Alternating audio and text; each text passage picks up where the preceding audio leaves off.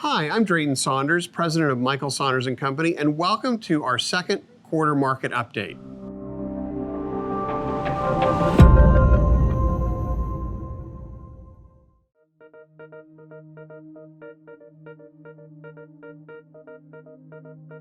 So what about second quarter? When we look just at the numbers, you will see a very consistent pattern. You saw at the beginning of the year, inventory spike, and then you saw through pendings and ultimately closed sales that inventory be eaten away through very consistent buyer activity.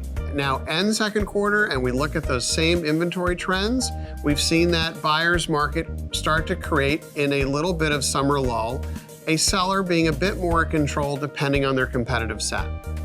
But again, I will remind you that this market is one because of the slowing pace of appreciation, the fact that new is here to stay, and that you're always comparing against what really is that choice a buyer is looking at, that you cannot outprice the market.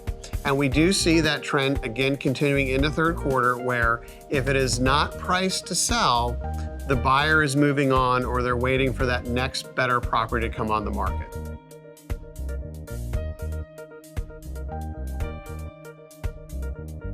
So let's talk about price and let's talk about price appreciation. When we look at the statistics for median price, you will see an overall narrative strength. That this second quarter saw again an increase in the overall median price. Now that again goes back to that concept of two competing trends. For sellers competing with new construction, they may not have seen that strength in their market value.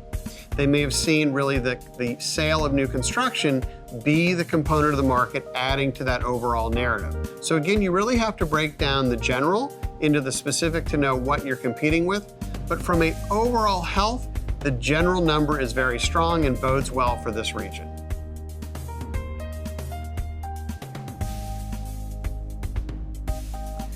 So what we're seeing as we head into August, and if we look at those inventory numbers again, the market today, the most important trend is that need for inventory. This is a time of year where you should be reassessing if you're a seller, should I come to market now? But if you go back to the data and you really look at sales that happened in third quarter, what you'll see is there is strong activity throughout the year. And so really what we're doing now is counseling somebody about what they want to do as their next step. So if you're thinking of selling, let's talk about that destination, and there is no bad time to list. And those are some of the best conversations to have right now as we move into the low point of inventory in the market.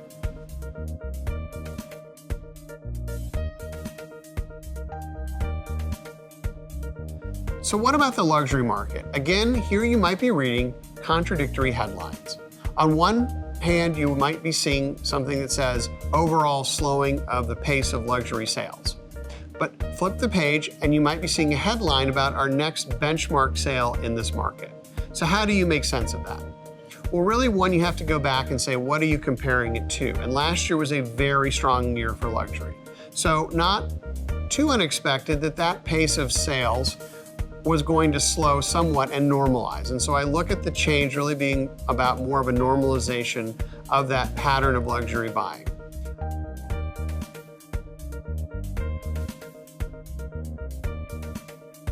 The other really interesting thing to point out in the luxury space is really what kind of competitive set you are shopping for.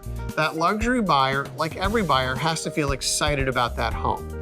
And again, a lot of that desirability is about what's on the market and available. And so if they can't find what they're looking for, they're just not going to buy. And I would say in this market, particularly in the resale luxury space, it is hard to find that perfect property. Again, a good signal for this is a strong time, even in the luxury segment, even with growing inventory, for a well-positioned home to come to market.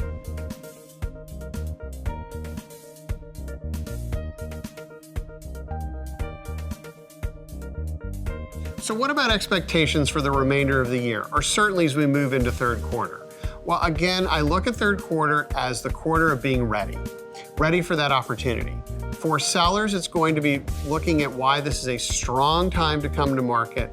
And for buyers, it's about getting ahead of the curve, about being in the market when you're seeing those choices that you're looking for in an increasing mode and really peak at the beginning of the year. So I think buyers, this is not a time to wait to shop. This is about being active in the market and it's proven year over year that those that are in and ready to act get the best choice. So I think third quarter is all about being prepared.